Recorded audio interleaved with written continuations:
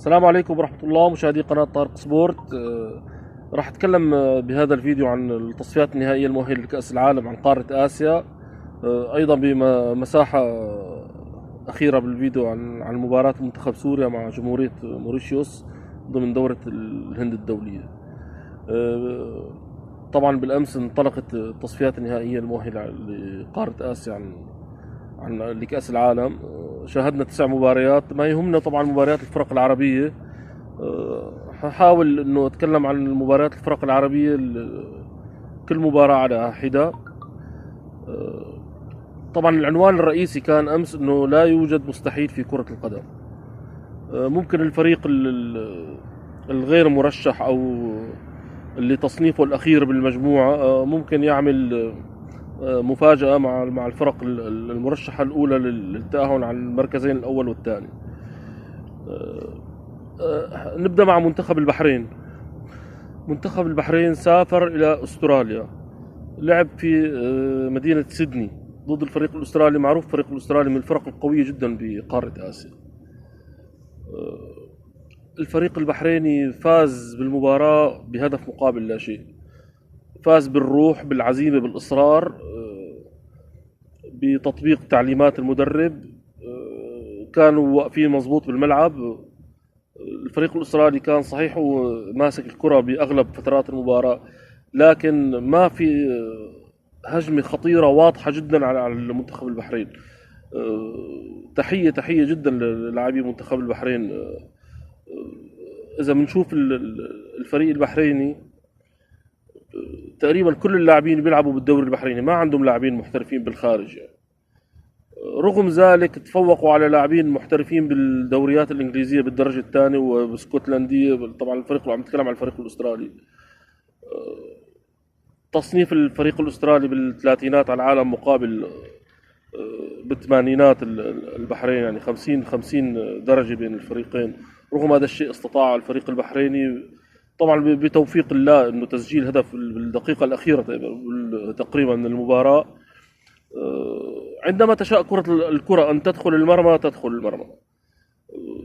هجمة من اليسار، يعني شبه هجمة، بيعكسها اللاعب المنتخب البحريني.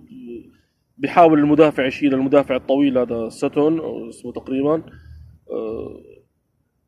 بيحط رجله بيحاول يشيلها ركنية أو شيء، بتتغير اتجاهها وسبحان الله بتدخل بالمرمى وبتنتهي المباراة على الحال هذا يعني. ألف مبروك للفريق البحريني. الثلاث نقاط هي المهمة جدا في التصفيات في الجولة الأولى. طبعا أمامه مباريات كثيرة طبعا حتى يستفيد من هي الثلاث نقاط اللي جابها الغير متوقع، اللي جابها خارج أرضه مع فريق من الفرق المرشحة للتأهل. لازم يجمع عدد نقاط من المباريات القادمة حتى ما تضيع الثلاث نقاط، تضيع بعدين بآخر التصفيات تروح هباء منثورا. ايضا حتكلم عن مباراة فريق الفلسطيني الفدائيين. تحية جدا عظيمة لهذا الفريق. لعب مباراة بسافر كمان لكوريا الجنوبية بسيول أمام 68 ألف متفرج. لعب بدون خوف، بحماس، بقوة. جار الفريق الكوري ببعض أوقات المباراة. كان له ضربات ركنية تقريبا 7 أو 8 ضربات ركنية للفريق الفلسطيني. هدد على المرمى 3 مرات مقابل 5 لكوريا. طبعا الاستحواذ الأكبر كان للفريق الكوري، يعني هذا الشيء معروف يعني. لكن الفريق الفلسطيني يعني هو بالظاهر لعب مدافع، لكن عندما كانت تأتيه فرص مناسبة كان يهاجم يلعب بشجاعة وبقوة. حتى بالدقيقة الأخيرة كان ممكن إنه ينتصر. اجت انفرادة يعني تامة تماما للمهاجم الفريق الفلسطيني. الحارس الكوري تصدى له طبعا للأسف يعني. طبعا الخروج بنقطة من خارج الديار أمام من الفرق المرشحة طبعا أيضا إنجاز كبير يعتبر يعني. طبعا بالمجموعة هي مجموعة العرب. بنفس المجموعة التقى منتخب الأردن مع منتخب الكويت. طبعا منتخب الكويت يعني رجع للتصفيات بعد فترات طويلة وكان وصوله للمرحلة النهائية بحد ذاته إنجاز يعني.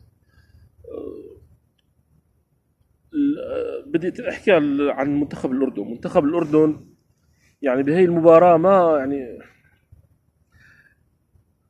كان لعبه عشوائي، يعني مدرب جديد ما عرفنا شو الخطة اللي عم يلعب فيها بالضبط، يعني ما في شيء واضح، مجرد تسرع من اللاعبين انه الانهاء الهجمه لتسجيل هدف، استسهال الخصم، ربما الغرور، انه نحن لازم نسجل باسرع وقت، نحن فريق متفوق واقوى ومعنا جمهور وعلى ملعبنا وواصلين لنهائي كاس اسيا، المفروض انه نفوز بنتيجه يعني. طبعا سجلوا هدف ممتاز من موسى التعمري، طبعا نتمنى له الشفاء، طبعا حيغيب لمده سمعنا تقريبا شهر. ف ما يحسب للفريق الكويتي انه ظل يعني متماسك لاخر المباراه، رغم انه يعني ما وصل للمرمى الاردني كثير يعني، بس لكن ظل متماسك وطبق يعني ايضا تعليمات المدرب، وتوفق بضربة جزاء بالدقائق الأخيرة، طبعا غلط من المدافع الأردني، عمل ضربة جزاء من لا شيء يعني، حتى المهاجم الكويتي كان ظهره للمرمى يعني، والكرة متطرفة أيضا يعني تقريبا على أطراف منطقة الجزاء. أخذوا ضربة جزاء سجلها يوسف ناصر هدف التعادل، نقطة ثمينة جدا جدا للكويت. طبعا هذا الشيء بدل انه ما في مباراة سهلة بالتصفيات، جميع الفرق متحضرة وبشكل جيد، وصعب انه تقدر من المرحلة الأولى تعرف مين الفرق المتفوقة اللي ممكن هي اللي تحجز أول بطاقتين من المجموعة. الآن بدي أحكي عن الفريق السعودي، للأسف يعني خيب آمالنا. خطة المدرب مانشيني مع المنتخب السعودي جدا جدا غير يعني متوافقة مع اللاعبين يعني. عم يحاول يلعب مع المنتخب السعودي على خطط معظم اللاعبين السعوديين بالمنتخبات السابقة أو بالدوري السعودي ما طبقوا هي خطة. مثلا اللعب بثلاث مدافعين بالخلف بدل الأربعة. طبعا الكرة السعودية دائما متعودة على المدربين البرازيليين والأرجنتينيين وأمريكا الجنوبية تقريبا خطة 4-4-2 بالغالب. فمانشيني يعني من أول ما استلم الفريق هو عم يحاول يطبق خطط جديدة، حتى الآن ما شفنا إنه عم تتوافق مع الفريق يعني. الفريق بتحسه ضايع، ما في عنده مين يخلص بالمرمى، ما في مهاجم صريح مثل ما زمان كنا نشوف عندهم سامي الجابر مثلا ينهي الهجمات، فهد المهلل، ماجد عبد الله، ما في مهاجم قناص. بالنسبة للفريق الأندونيسي كان مفاجأة يعني سارة جدا بالنسبة لقارة آسيا، للفرق الشرق آسيا. الفريق طبعا هذا معتمد على لاعبين يلعبوا بالدوريات الأوروبية. للناس اللي ما بتعرف، يوجد علاقة وطيدة جدا من تقريبا من مئات السنين بين اندونيسيا وبين هولندا. كانت في هجرة زمان جدا من الاندونيسيين لهولندا تحديدا يعني. فالآن الاتحاد الاندونيسي لكرة القدم اصبح يعتمد على يحاول جلب اللاعبين المحترفين ذو الاصول الاندونيسيه بقاره اوروبا وتحديدا بهولندا. الفريق هذا يعني مكون من لاعبين يلعبوا بدوريات انجلترا الدرجه الثانيه ودوريات الهولنديه، وايضا في لاعبين بامريكا. بالنسبه للحارس يعني تخيلوا انه صدرت موافقة الفيفا لأنه مشاركة المنتخب الإندونيسي قبل المباراة السعودية تقريبا بثلاث أيام.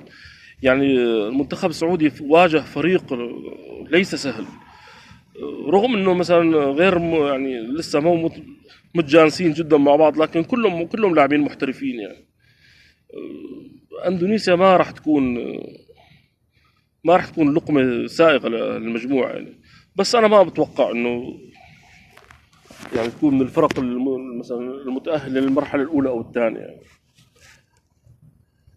آه، مين في عنا أيضا من الفرق العربية لعب؟ العراق، نعم. العراق واجه أيضا منتخب عمان بالبصرة أمام جمهور رهيب. مستوى المنتخب العراقي أبدا ما كان جيد يعني. هم توفقوا بالهدف، طبعا الهدف كان جميل جدا من المهاجم القناص الرائع أيمن حسين. أيضا تعرض لإصابة وبتمنى له الشفاء العاجل يعني. لكن هيبة الأرض والجمهور هزمت المنتخب العماني، رغم أن المنتخب العمان كان يعني بأوقات كثيرة من المباراة يعني ماسك الكرة وعم يحاول يوصل لمرمى المنتخب العراقي، لكن ما توفق. الأجواء العامة هي اللي سببت فوز منتخب العراق على عمان. أيضا في عندنا نتائج حصلت يعني. منتخب اليابان اكتسح فريق الصين بنتيجة رهيبة 7-0 يعني. أنا شخصيا أول ما شفت الفريقين داخلين على الملعب تقريبا وجوههم يعني متشابهة يعني، فقلت هذا الفريق الصيني داخل يعمل مباراة كبيرة يعني مع منتخب اليابان.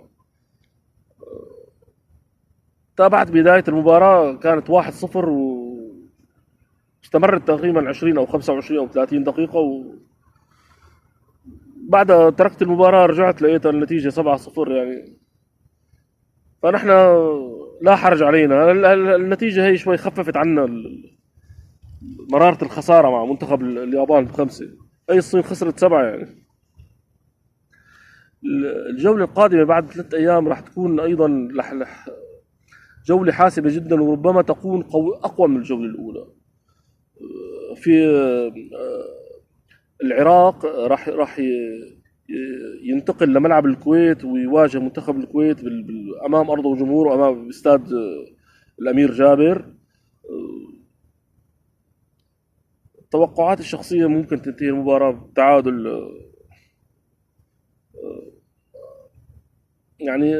هذا الشيء اللي حاس تعادل أو احتمال فوز فريق العراق بهدف. مباراة الأخرى أيضا بين الأردن وفلسطين أيضا راح تكون مباراة قوية جدا بماليزيا. عمان راح تستقبل منتخب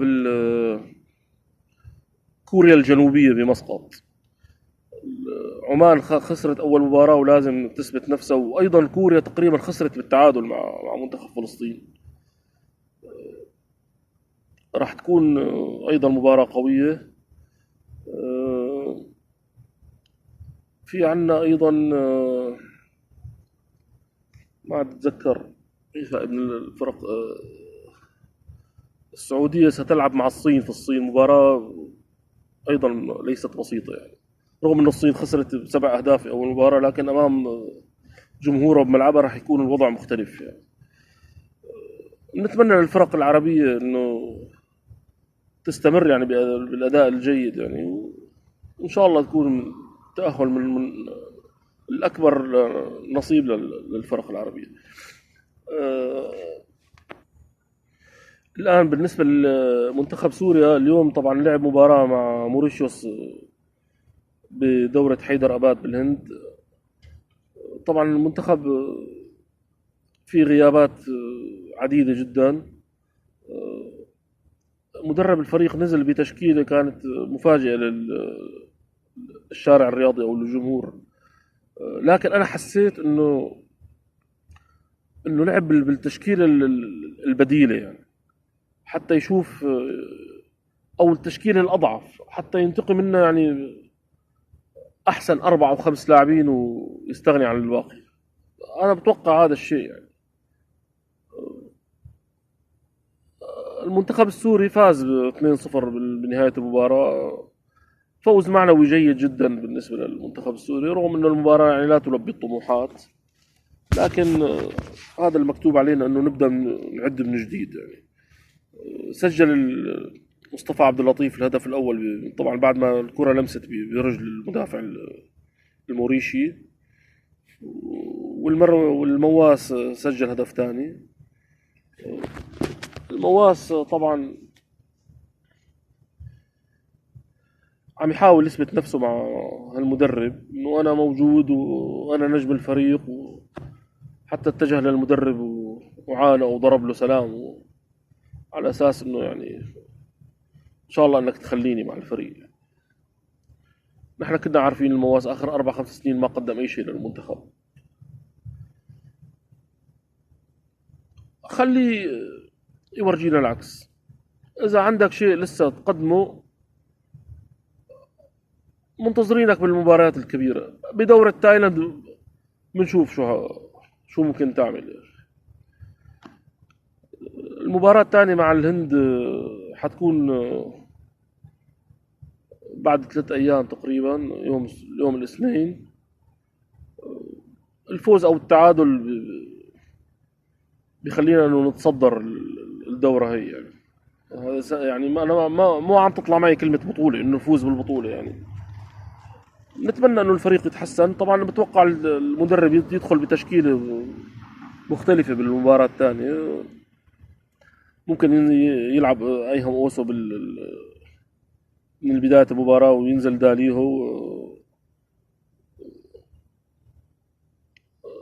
ربما الحارس أيضا الياس هدايا ياخذ فرصة. حابين نشوف الياس هدايا. شفنا ستيفان جليل بالمباراة الماضية، وهي المباراة يعني حارس بصراحة يعني لا يعني ما بيعطيك اطمئنان على انه مركز الحراسة بخير. يعني اثناء المباراة بتضل دائما انت خايف انه ممكن يرتكب غلط او شيء. شفناه وحابين نشوف الياس هدايا.